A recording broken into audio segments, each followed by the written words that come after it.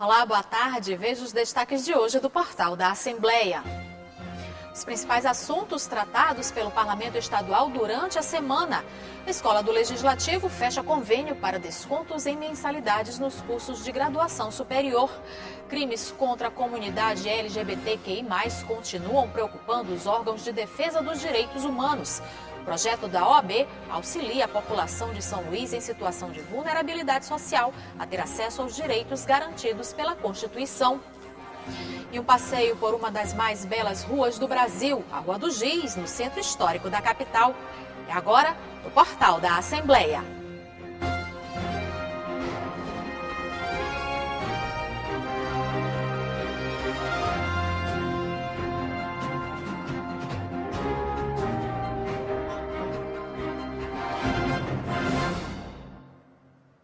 E a gente começa o portal da Assembleia de hoje indo direto falar com Ronald II, que tem as informações sobre os principais assuntos que movimentaram o parlamento essa semana. Boa tarde, segundo.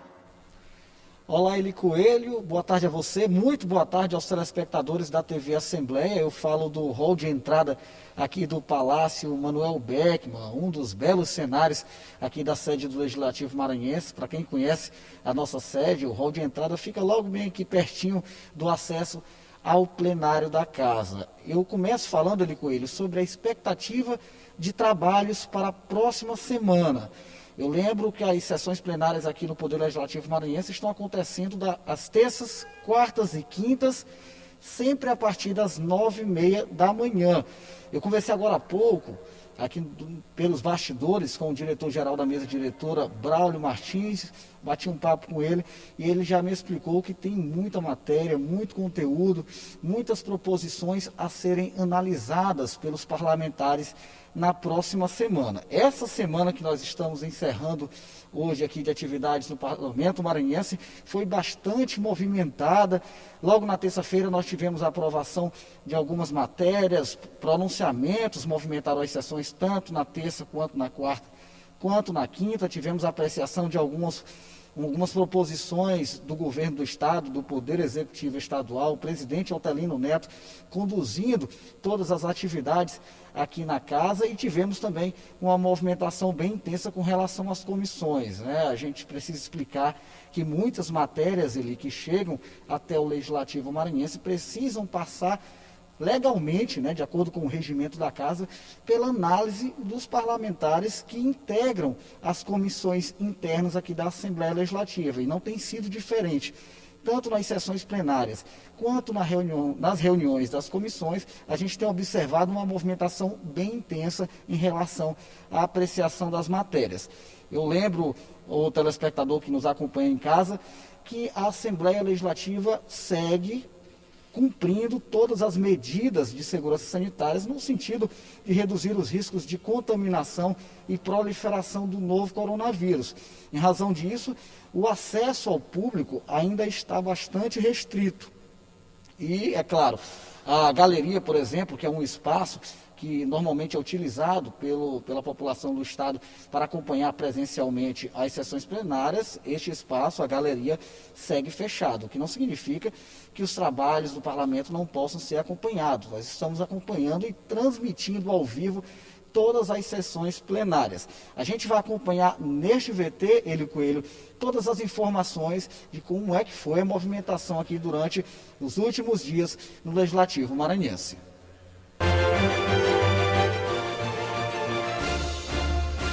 A rejeição da PEC do voto impresso na Câmara dos Deputados em Brasília repercutiu na Assembleia Legislativa do Maranhão. O presidente do Legislativo Maranhense, deputado Otelino Neto, comentou a rejeição da matéria. Os deputados repercutiram, eu também fiz questão de parabenizar a Câmara dos Deputados por essa decisão importante. Não faz mais sentido não faria sentido o Brasil retroagir ao voto impresso depois de avançar tanto com o voto eletrônico, que tem garantia de toda a segurança para que a vontade do eleitor prevaleça. Na tribuna do Parlamento Maranhense, o deputado Luiz Henrique Lula da Silva também repercutiu a rejeição da PEC do voto impresso. Outros temas também fizeram parte dos pronunciamentos dos parlamentares. O deputado Roberto Costa cobrou agilidade nos serviços de atendimento do INSS em Bacabal. O deputado Fábio Braga defendeu maior fiscalização de combate ao transporte e comercialização de produtos clandestinos de origem animal no estado. Já o deputado doutor Iglesio voltou a falar sobre a pandemia do novo coronavírus e destacou a possível necessidade de aplicação de terceira dose da vacina que está sendo estudada por cientistas.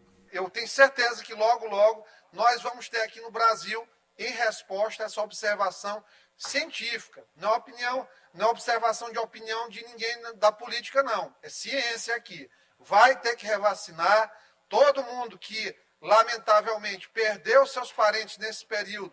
Eu recomendo que analise até, inclusive, medidas legais cabíveis em relação a essa questão. Logo na primeira sessão plenária da semana, os deputados apreciaram várias matérias, entre elas o projeto de lei de autoria do deputado Glaubert Coutrin, que foi aprovado e institui a política de sanitização nos ambientes do estado do Maranhão. O objetivo é reduzir os riscos de transmissão de doenças infecto-contagiosas. Ainda na terça-feira, o deputado Duarte Júnior cobrou investimentos em tecnologia e internet para beneficiar estudantes de São Luís. O deputado Rildo Amaral defendeu a valorização dos profissionais de enfermagem. Na quarta-feira, os parlamentares aprovaram um projeto de lei de autoria do Poder Executivo que inclui no programa Mais Renda profissionais taxistas, mototaxistas e motoristas de aplicativo. Também foi aprovado outro projeto do Poder Executivo. Esse amplia prazo de isenção de IPVA para pessoas com deficiência. O presidente da Assembleia Legislativa, deputado Otelino Neto, também comentou essa aprovação. Eu destacaria, dentre os tantos projetos que foram apreciados e aprovados e discutidos, uma medida provisória do Poder Executivo que amplia de 3 para 4 anos a isenção de IPVA para pessoas com deficiência. Um projeto de alto impacto social que agora foi convertido em lei. Ainda durante a semana, a deputada Socorro Aquim usou seu tempo na tribuna para falar sobre a importância da participação feminina na política. Também em defesa das mulheres, a deputada Ana do Gás comemorou a aprovação do projeto que inclui absorventes de higiene pessoal na cesta básica, o que vai garantir maior acesso ao produto para pessoas de baixa renda. A gente sabe que é uma questão de saúde pública, deputada Socorro. A questão de ter direito a esse item, como falei ainda há pouco, não é uma questão meramente cosmética, é uma questão de saúde para nós mulheres. A movimentação nas reuniões das comissões também foi intensa. Foram analisados pela Comissão de Constituição, Justiça e Cidadania vários projetos de lei e 2 medidas provisórias. As MPs, de iniciativa do Poder Executivo, tratam de alterações em leis que dispõem sobre o sistema tributário e transferência de renda. O presidente da CCJ, deputado Adelmo Soares, repercutiu algumas proposições apreciadas na comissão. Fico muito feliz porque o governo do estado encaminhou para cá projetos de lei que possam alterar leis que, quando eu fui secretário de Estado da Agricultura Familiar, como de transferência de renda. Esse projeto, quando foi criado em 2015, ele transferia em até 3 parcelas o valor de R$ 2.700 para ajudar no incremento da produção agrícola. E agora o projeto de lei está vindo do Poder Executivo para que essa parcela possa ser de parcela única, de modo que vai ajudar ainda mais os agricultores familiares.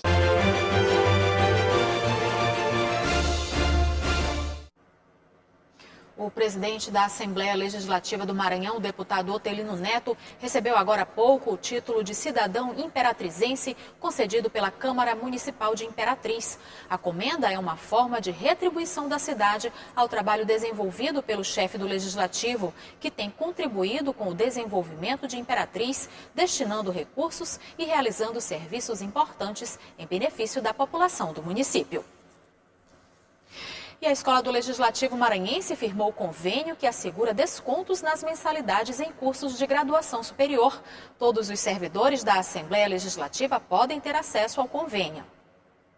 A parceria vai possibilitar servidores da Assembleia Legislativa e seus dependentes a ingressar em cursos de graduação, pós-graduação e educação executiva oferecidos pelo Instituto de Desenvolvimento e Aprendizagem, O convênio entre o Instituto e a Escola do Legislativo foi assinado e já foi encaminhado para a publicação. O diretor acadêmico ressaltou o significado da parceria. Tem uma via de mão dupla, então nós nos colocamos à disposição para ministrarmos cursos, palestras, seja sobre o direito eleitoral, seja sobre o direito consumidor, enfim, naquilo que nós podemos ajudar será um prazer. E recebê-los em nossa casa também, sem sombra de dúvidas, para a gente será muito gratificante. Pelo convênio, fica acordado que para cursos de graduação, o desconto será de 20% no primeiro semestre, 15% no segundo semestre e 10% do terceiro semestre até o fim do curso.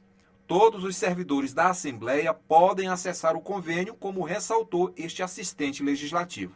Todos os funcionários aqui da casa estão aptos e seus dependentes diretos. Então é um curso bem amplo, por assim dizer, então a gente quer a participação de mais e mais pessoas no estudo do direito. O diretor pedagógico do Instituto de Desenvolvimento e Aprendizagem detalhou o funcionamento dos cursos ofertados. Nós não forçamos esse aluno a comparecer presencialmente, nós colocamos ali à disposição, é um curso 100% presencial, contudo, neste momento pandêmico que nós atravessamos, nós viabilizamos ao aluno essa escolha de optar em cursar de forma síncrona, ou seja, ele em casa, mas em tempo real, ou dirigir-se à instituição, respeitando aí todas as diretrizes, né, no que diz respeito à preservação, à prevenção contra o Covid-19. Os interessados podem ir direto ao Instituto e, em caso de dúvida, podem procurar a Escola do Legislativo ou ligar para 3269-3716 em horário comercial.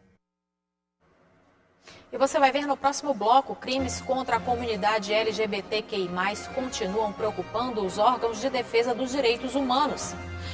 E o projeto da OAB auxilia a população em vulnerabilidade social de São Luís a ter acesso aos direitos garantidos pela Constituição. Se acompanha logo após o intervalo.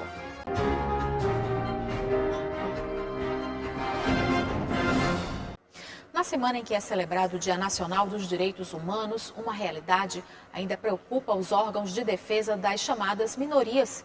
De acordo com o Fórum Brasileiro de Segurança Pública, os crimes contra o público LGBTQI+, continuam crescendo. A violência física e psicológica afeta profundamente as vítimas, que muitas vezes acabam desenvolvendo transtornos psicológicos.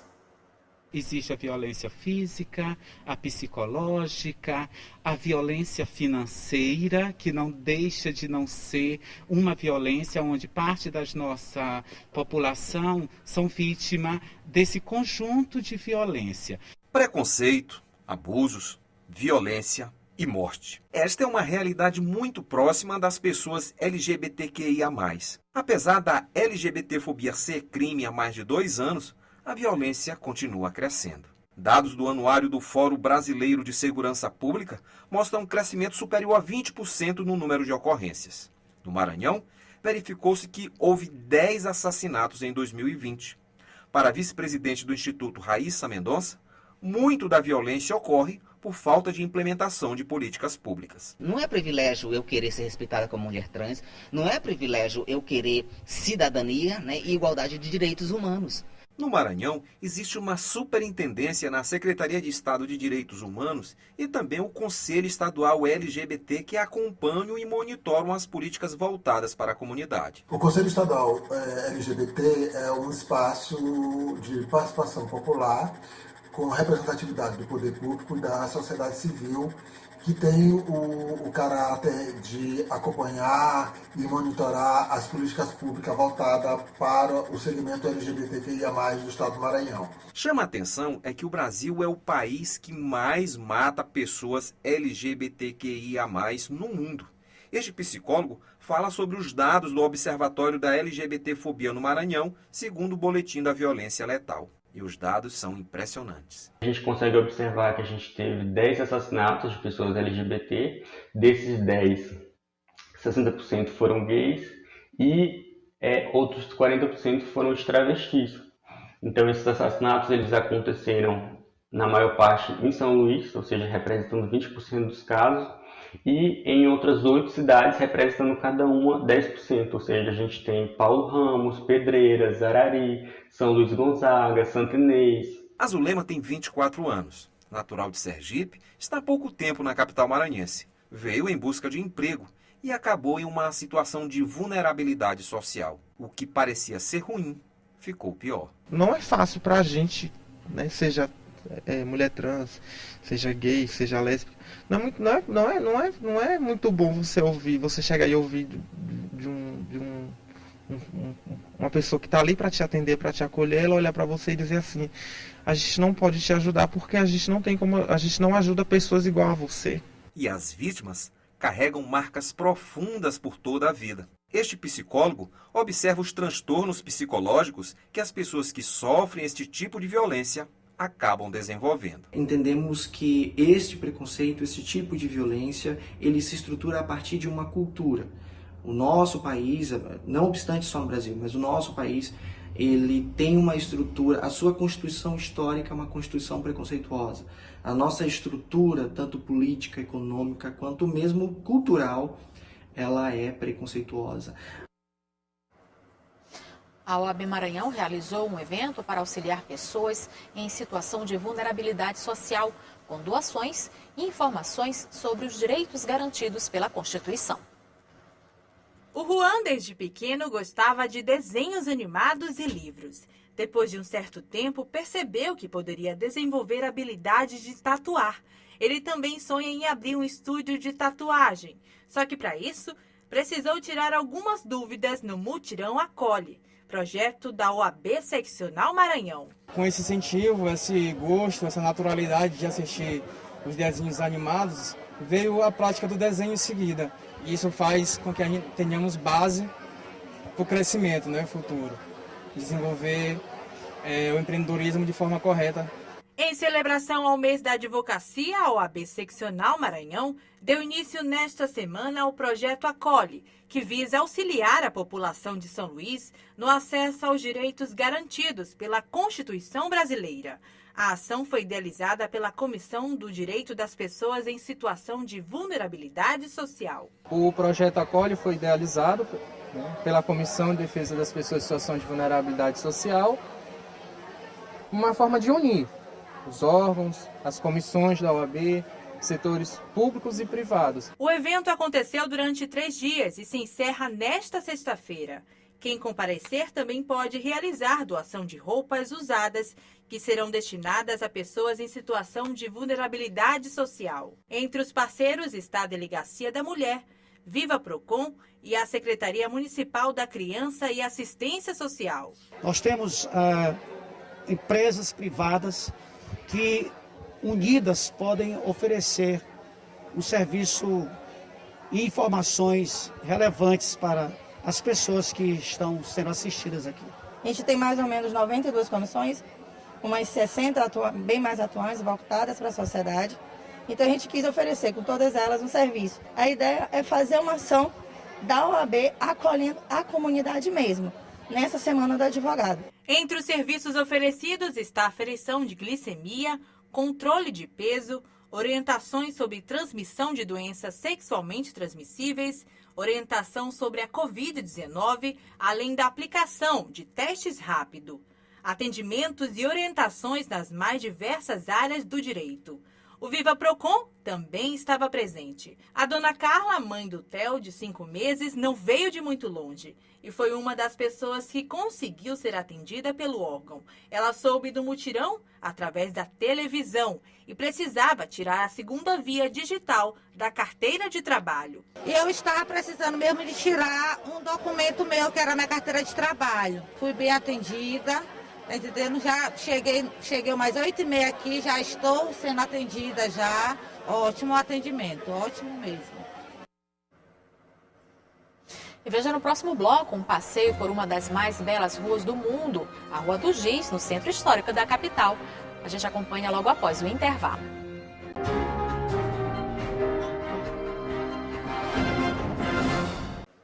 Os candidatos pré-selecionados na chamada regular da segunda edição do Sistema de Seleção Unificada, o SISU 2021, podem fazer a matrícula até a próxima segunda-feira.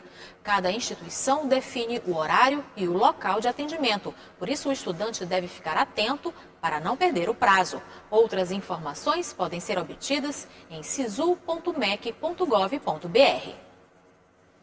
E entre casarões seculares que fazem parte do acervo arquitetônico do Centro Histórico da capital, a Rua do Giz se destaca pela beleza registrada em fotografias que rodaram vários países.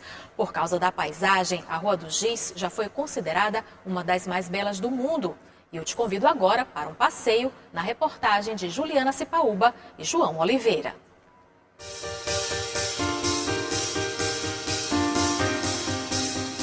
Ela é uma das vias mais antigas da capital maranhense. Construída no século XVIII, ligava a Cidade Alta, início da fundação de São Luís, ao Portinho. O nome singelo é uma referência a uma ladeira que já não existe mais. A Rua do Giz também viria a ser chamada de Rua 28 de Julho, nome que não ficou tão conhecido. Muitos nomes que são elaborados pela força da lei não pegam. 28 de julho não pegou. Ficou também no imaginário das pessoas como um local de malandragem, de vadiagem, de boemia. E a Rua do Giz, ela permaneceu. As pessoas, elas são mais atreladas e mais ligadas ao nome, à denominação Rua do Giz. Nos robustos casarões preservados ao longo do tempo, morava a elite da capital. A melhoria no acesso veio no século XIX, com a construção da escada de pedras de cantaria e seus 32 degraus.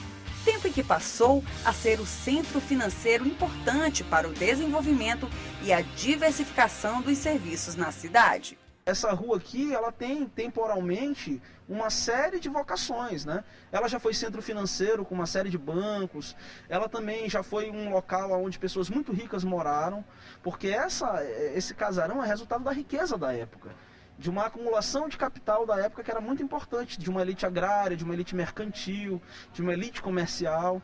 Então, que também ela teve uma vocação, e nem todas as pessoas sabem disso, que aqui funcionaram muitas casas de prostituição durante a metade do século XX. Né? Foi uma área muito frequentada, inclusive pela elite ludovicense, né? Que abarcou uma série de relações aqui, e ela entrou em decadência. À medida que a cidade cresceu, essas casas entraram em decadência, porque são serviços que se expandiram para outros cantos da cidade. A Rua do Giz abriga um conjunto arquitetônico secular, um dos mais emblemáticos na construção da história da capital maranhense. E é considerada pela revista Vogue a 6ª rua mais bonita do país. É um local maravilhoso, eu via muito por fotos e assim, estar aqui pessoalmente é mais bonito ainda. O clima, as pessoas aqui, está sendo tudo muito agradável. Tudo especial, e agora a gente entendendo o porquê do nome e tudo mais, ganha mais uma emoção, né, estando aqui. O título de Patrimônio Cultural da Humanidade, concedido pela Unesco em 1997 para São Luís, tem uma significativa contribuição da beleza arquitetônica da Rua do Giz. Tanto que se tornou uma opção para cenários fotográficos. Foi a rua mais bonita daqui do centro histórico. E nós optamos por aqui porque ela é larga, né? Ela pode caber todas nós e ficar mais harmoniosa nas fotos. É uma rua diferente, né? E a gente optou por ela, para tirar a maioria das fotos aqui. O sentimento de encanto das belezas históricas da Rua do Giz gera nos turistas aquela vontade de morar por aqui. A primeira vez que eu vim, eu não é que eu não me simpatizei, mas depois eu comecei a gostar e eu disse, moraria aqui. Porque gostei mesmo, acho bonito. É uma cidade histórica, assim, a gente vê que tem muita coisa, olhar só pelos prédios já dá para se ver que tem muita coisa para contar.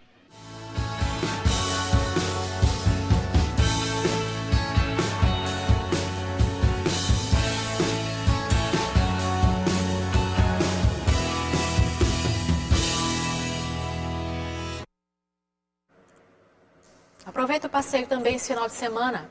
O portal da Assembleia fica por aqui. Para rever as reportagens de hoje, acesse o site al.ma.leg.br/tv. Ótima tarde para você. Aproveite seu fim de semana.